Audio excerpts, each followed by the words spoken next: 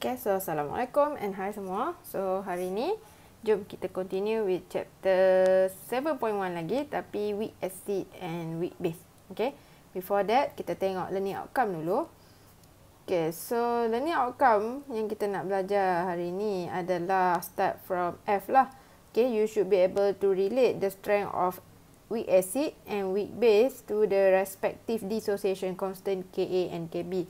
So kiranya kita akan belajar untuk kira Ka and Kb, and then from there you should be able to relate dia dengan kekuatan weak acid dan weak base tu lah.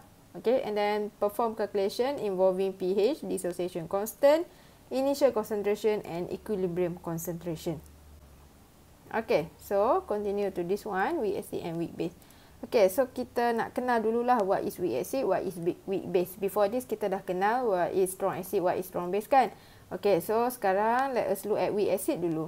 Okay, so weak acid adalah weak acid is an acid that dissociate only slightly or partially ionized in aqueous solution to produce low concentration of H3O+. Okay, so before this saya cakap strong acid completely ionized kan. Tapi kalau weak acid, the keyword dia adalah dia dissociate only slightly ataupun partially ionized. Okay, dan since dia partially ionized, that means dia tak dissociate completely pun. Mungkin separuh, mungkin suku sikit je yang dissociate jadi H3O+. So maksudnya H3O+ yang terhasil tu sikit lah. So low concentration of H3O+. Kiranya weak acid ni dissociate partially and produce low concentration of H3O+. Disebabkan dia produce H3O+ sikit je, disebabkan itulah dia jadi weak acid. Okay, alright. So table ni sebenarnya saya lupa pula nak label atas ni. So ini semua pasal weak acid yang bawah ni. Yang sebelah kanan ni adalah pasal weak base. Alright. Okay, so example of weak acid. Okay, ini saya bagi example yang selalu kita jumpa je lah. Okay, HCN, hydrogen cyanide, HF. Okay, HF adalah weak acid. HCl, HBr, Hi adalah strong acid. Okay, so jangan jangan tersalah. Okay, so HF adalah weak acid. And then HNO3, nitrous acid. Nitrous acid adalah weak acid. HNO3, nitric acid, itu adalah strong acid. Okay, so itu pun almost dekat-dekat juga, tapi jangan terbalik lah. Okay, and then CH3COH ni adalah ethanoic acid. Okay, so ini SEM 2, kamu akan belajar further lah about this one. So, ini pun weak acid juga.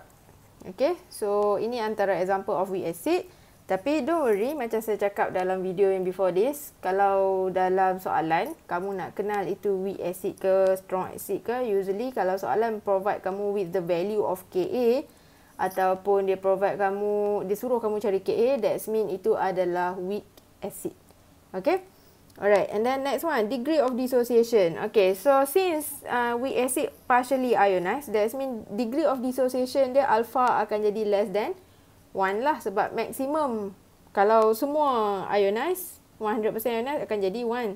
Tapi since sikit je yang ionized, so that means less than 1.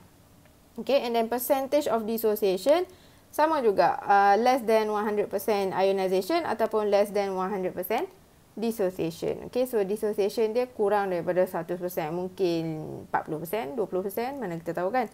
Okay, kita kena buat pengiraan lah kalau kita nak tahu jumlah yang dissociate. Okay, and then next one. Okay, so equation. This one very important. Okay, kalau dalam strong acid, saya bagi tahu kamu arrow dia, kalau dalam strong dia arrow dia macam ni kan. Satu arrow je. Okay, tapi kalau dalam weak acid, for example this one, kamu tengok betul-betul saya buat drawing. Okay, kalau untuk weak acid, arrow dia mesti reversible arrow. Okay, so reversible arrow. Kenapa reversible arrow? Okay, so back to our definition. Definition kata dissociate only slightly or partially ionized. That means CH3COH ni sikit je yang tukar jadi ni. Okay, and benda ni masih ada. Okay, CH3COOH dan H2O ni masih ada. So, dia tak 100% ionized. So, that. And then, this CH3COO minus ni boleh combine with H3O plus untuk hasilkan balik CH3COOH dan H2O. Okay, So arrow for weak acid and actually for weak base juga arrow dia mesti reversible. Okay. Alright. And then next kita tengok macam mana cara nak tulis equation. Okay, cara nak tulis equation, ambil acid kamu plus with water. Okay, usually saya memang akan make sure saya tulis water ni lah sebab seperti yang saya cakap before this, acid and base, they will show dia punya property, sifat dia bila ada water. So, kamu ambil acid tu plus water. So, since ini acid, kan kita belajar the definition for acid at the beginning of chapter 7.1 kan. Acid, dia akan donate H+. So, masa kamu nak buat equation tu, kamu tanya diri kamu, acid buat apa? Donate ke accept H+? So, since acid donate H+, okay, cara nak ingat dia ni lah. Kalau saya tengok sini D, okay, donate. Okay, kan? So, acid donate H+. So, bila dia donate H+, that means CH3COOH sekarang jadi CH3COO minus. Okay. So, kenapa ada minus? Sebab, ialah H+ keluar. So, O ni memanglah minus. Okay. And then, H+ tu keluar pergi dekat H2O. Okay. So, this H2O become H3O+. So, betul lah. Acid can release H3O+. So, equation kamu betul lah. Alright. So, point to take note, make sure ada water, make sure ada phase, okay. And then, acid donate H+, lepas tu pandai-pandailah buat dia punya product, okay. You should be able to write this equation on your own, sebab dalam soalan dia tak bagi. Okay, and then next one, kita tengok Ka, okay. Before this, I dah mention the word Ka and Kb. Okay, so, tapi kamu mesti rasa, oh peliknya, Ka, Kb. Before this, bukan Kc, Kp je kita belajar. Yes, Kc and Kp is in chapter 6. Chapter 7, you will learn about Ka and Kb. A ni untuk acid Okay, so since this one data pasal acid, so Ka ni acid lah. Ka ni apa? Ka ni adalah acid dissociation constant. So, kiranya K tu adalah dissociation constant. Okay, so cara nak tulis formula for Ka exactly the same as equilibrium constant yang kita belajar di chapter 6. Sama macam Kc and Kp. We need to take concentration of reactant. Concentration of product to the power of its stoichiometry kalau ada. Okay, ni macam power 1 je, ni power 1 je. And then divide with concentration of reactant to the power of stoichiometry juga. Okay, and then tapi untuk liquid macam biasalah, liquid dengan solid kita tak ambil dia punya concentration lah. Okay, so our Ka punya equation adalah concentration CH3COO minus to the power of 1 times with H3O plus also to the power of 1 divide with concentration of CH3COOH. Okay, so H2O tak perlu masuk. Okay, so this is our equation for Ka. Okay, so equation Ka settle. Next, kita kena faham lah. Okay, so Ka ni bagi tahu kita pasal apa? Okay, so sini saya dah tulis sebab ikut kita punya learning outcome. You should know, you should be able to relate Ka ni dengan strength of acid. Atau strength of acid. So, kita tengoklah. Saya kata the value of Ka tells us about the relative strength of weak acid. So, maksudnya Ka ni bagi tahu kita pasal kekuatan acid tu. Kerana kalau acid tu kuat, Ka dia macam mana? Okay, so kita tengok bawah ni pula lah. The higher the Ka value, the stronger the acid. Okay, so kiranya lagi tinggi nilai Ka, lagi kuat acid tu. Okay, so kena faham lah. Ka ni adalah acid dissociation constant. Kalau Ka tinggi, maksudnya acid kuat. Okay, kalau nak faham lagi, kita boleh tengok kat sini. Kalau acid, bukan acid tu kuat, sorry. Dalam kalangan weak acid, ada ranking dia jugalah. Okay, ada ranking, that means dalam kalangan weak acid, ada yang very weak, tapi ada yang not that weak lah. Kiranya dia tak weak sangat, dia kuat sikit lah. Antara kalangan-kalangan yang weak tu, dia paling kuat macam tu. Okay, so kalau weak acid tu macam agak kuat, okay, pelik lah pula ayat dia. Okay, so maksudnya concentration H3O plus ni akan banyak lah. Okay, so concentration H3O plus tinggi, dia akan menyebabkan value Ka tinggi. Sebab tu, dia kata sini, the higher the Ka value, the stronger the acid. Ialah kalau lagi tinggi Ka, maksudnya H3O plus ni lagi tinggi. Okay, so kena faham lah equation tu. Okay, and then the lower the pKa value, the stronger the acid. Tiba-tiba ada pKa pula kan. Okay, so Ka and pKa berkaitan lah. Okay, so kalau saya macam pH dengan pOH, before this I already mentioned to you, pKa ni ataupun P ni lah, P ni adalah negative log. Okay, so P adalah negative log. So sekarang P equal to pKa equal to negative log Ka. So ini logarithm log lah kan. Okay, so zaman sekolah dulu belajar.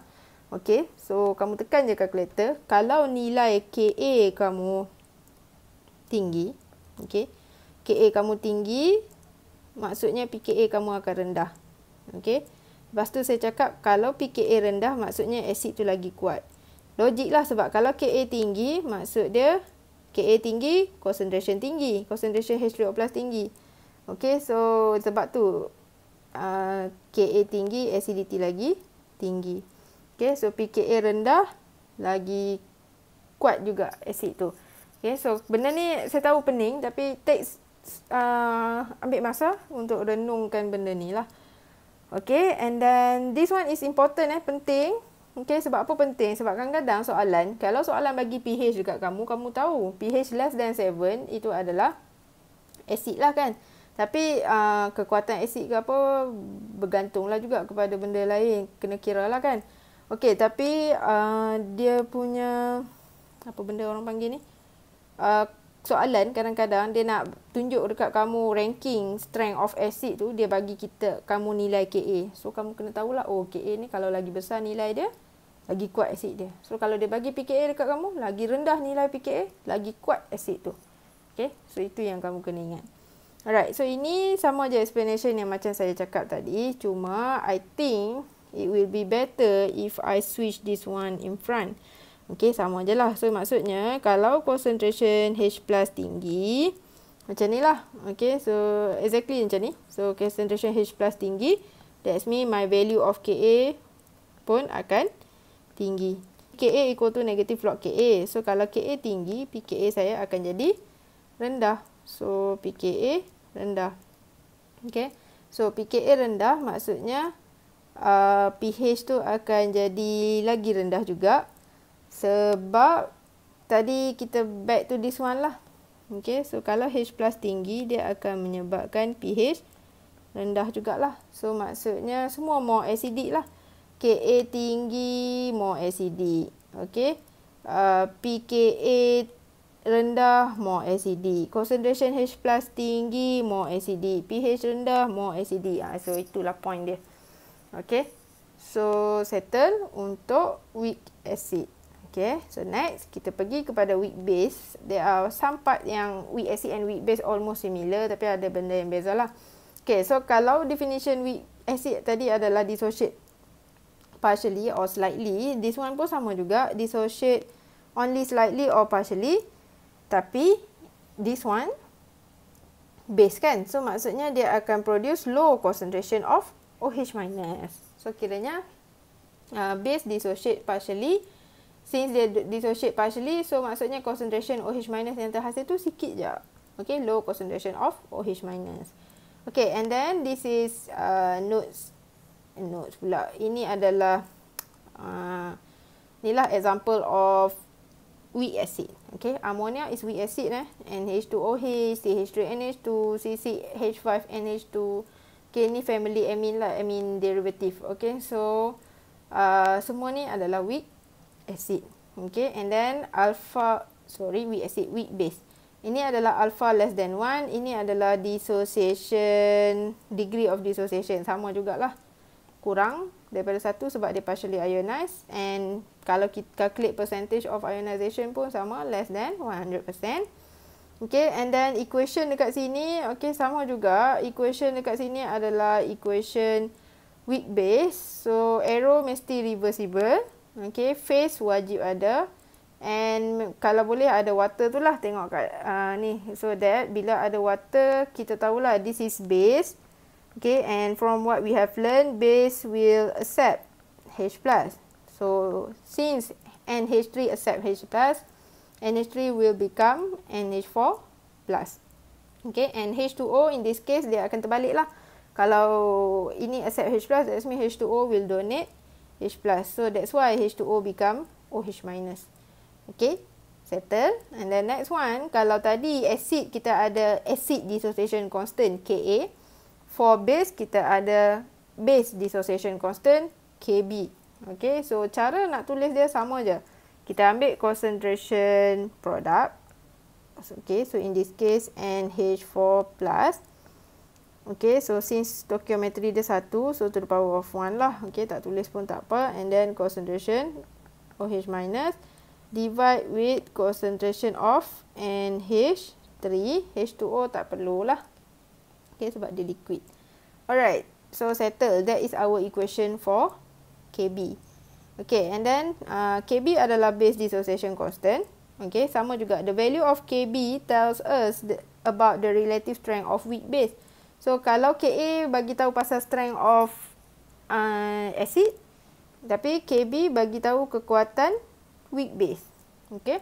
So, lagi tinggi nilai Kb, base tu lagi kuat. Okay. So, the higher the Kb value, the stronger the base. Sebab, okay, kalau stronger base, dia akan reflect dekat concentration OH- kan. Concentration OH- tinggi, so Kb akan tinggi. Okay. So, bila Kb tinggi, maksud dia base dia lagi kuat. Okay, basicity dia lagi kuat.